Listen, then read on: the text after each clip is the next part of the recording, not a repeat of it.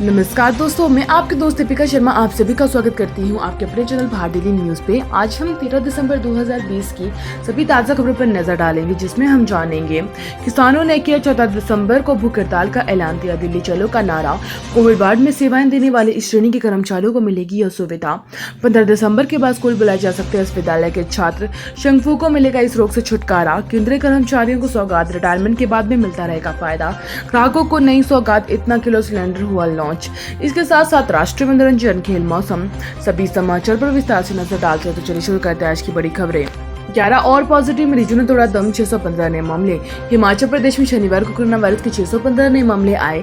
मंडी में 151, सोलन में 96, कांगड़ा में 81, शिमला में 70, कुल्लू में 45, सिरमौर में 23, बिलासपुर में 24, चंबा में 36, किन्नौर में 19, ऊना में 40, हमीरपुर में 16, लाहौल स्पीति में 7 नए मामले आए हैं।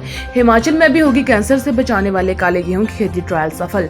जी हाँ, हिमाचल में कैंसर, शुगर, हृदय रोग से बचाने वाले सहायक काले गेहूं की खेती भी हो सकेगी।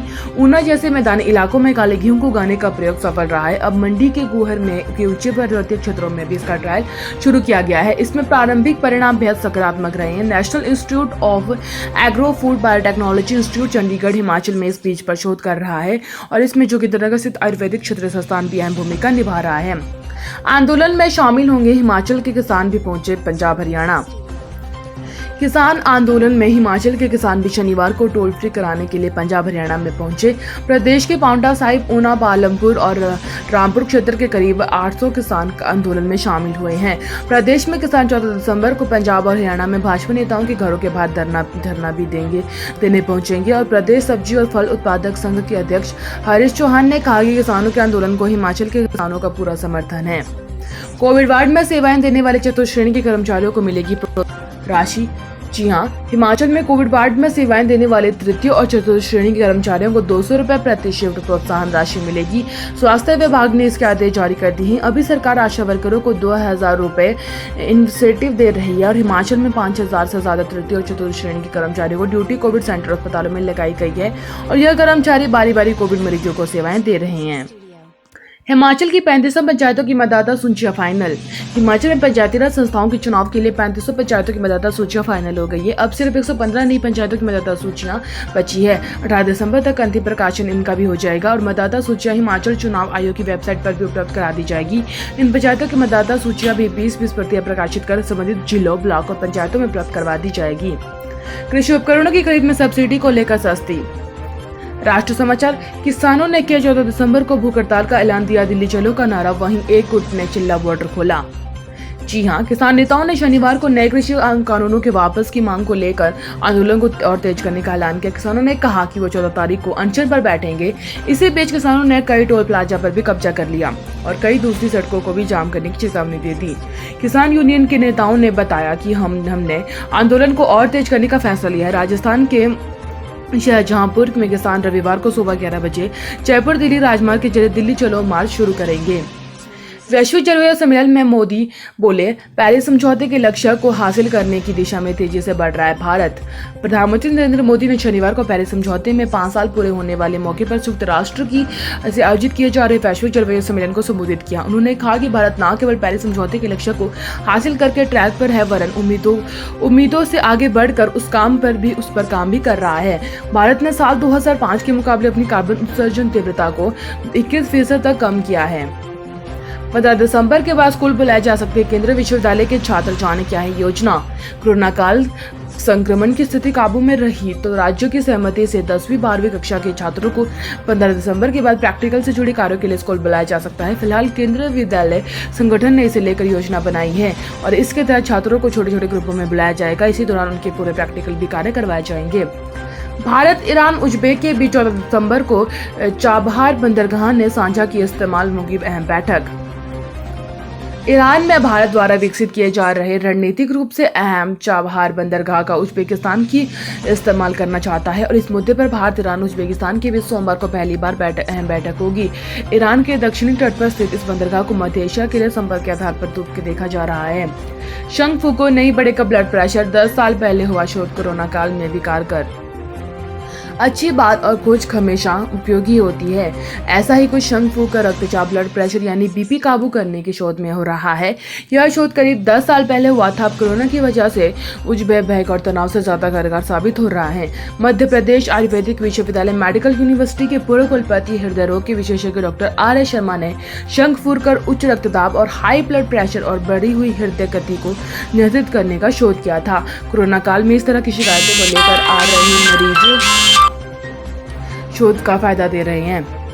यही नहीं, यदि अंग्रेजी शासन भी भाषा बनी रही तो इससे देश का स्वराज्य अधूरा रहेगा। हिमाचल प्रदेश, उत्तराखंड और कश्मीर में बर्फबारी, उत्तर भारत में मैदानी इलाकों में बारिश। हिमाचल प्रदेश, उत्तराखंड, कश्मीर घाटी में ऊंचाई वाले स्थानों पर शनिवार को बर्फबारी हुई, जबकि पश्चिम विक्षोभ की वजह से उत्तरी क्षेत्र में मैदानी इलाकों में भी बारिश हुई। कश्मीर घाटी में बर्फबारी के कारण जम्मू कश्मीर राष्ट्रीय राजमार्ग समेत अन्य सड़कों को बंद करना पड़ा। जल्दी डिजिटल हो जाएगा आपका वोटर ID कार्ड। चुनाव आयोग जल्द ही मतदाताओं को डिजिटल वोटर ID कार्ड पहचान पत्र उपलब्ध करवाने की तैयारी में है, ताकि इससे कोई भी इस्तेमाल में मतदाताओं को आसानी हो सके। इससे वरिष्ठ अधिकारी से ये जानकारी देते हुए हालांकि इस पर स्पष्ट नहीं किया है कि अभी कब चुनाव आयोग की तरफ से इस बारे में निर्णय नहीं लिया गया है। केंद्रीय कर्मचारियों को सौगात, रिटायरमेंट के बाद भी मिलता रहेगा फायदा जन योजना। जी हां, केंद्र से सेवानिवृत्त कर्मचारियों के लिए काम की खबर है। भले नौकरी पूरी हो गई हो, लेकिन अभी भी सरकार उन्हें काम पर रखने एक और मौका दे रही है। इस संबंध में ताजा खबर है कि अब सरकार अपने रिटायरमेंट कर्मचारियों को कॉन्ट्रैक्ट बेस यानी अनुबंध पर नौकरी देगी। इन नियुक्ति के बाद कई कर्मचारियों को सीधा फायदा होगा। लॉकडाउन के बाद कई विभागों के सेवानिवृत्त कर्मचारियों अधिकारियों को वैसे भी अनुबंध के आधार पर सेवा पर अवसर दिया गया है। जिन पदों पर भी नौकरी दी जाएगी उसमें सलाहकार, निजी सहायक और निदेशक आदि तकनीकी शामिल है। स्टैच्यू ऑफ यूनिटी के नीचे बनेगा देश के 562 रजवाड़ों का संग्रहालय, यह होगी खासियत। जी हां, देश की सबसे बड़ी प्रतिमा स्टैच्यू ऑफ यूनिटी,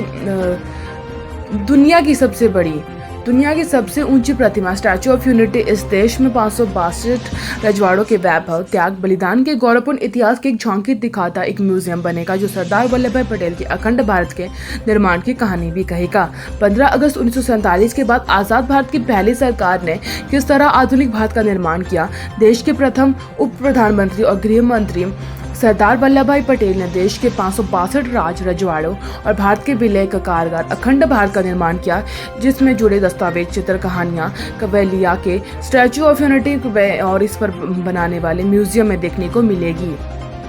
LPG ग्राहकों को नई सौगात, 5 किलो का छोटू सिलेंडर हुआ लॉन्च, जाने कैसे और कहां मिलेगा। LPG ग्राहकों के लिए एक अच्छी खबर है, सुविधाजनक खबर है। 5 किलो के छोटे सिलेंडर की यदि आपको जरूरत है तो आप इसे पाना चाहते हैं तो घबराइए मत। अब इसे आधिकारिक रूप में लॉन्च किया जा रहा है और इसे छोटू का नाम दिया जा रहा है। इसका वजन भी काफी हल्का है, दामों में रियायती है और ले जाने के लिए सहायक और उपलब्धता के मामलों में भी काफी आसान है। देश की सबसे बड़ी oil marketing company Indian oil corporation ने अपने 5 किलो के LPG सिलेंडर को छोटू नाम से बाजार में उतारा है। कंपनी ने शुक्रवार को कहा कि छोटू सिलेंडर IOC के पेट्रोल पंप, इंडियन LPG वितरकों और किराना स्टोरों पर भी उपलब्ध है और यह केवल पहचान पत्र दिखाकर ही लिया जा सकता है।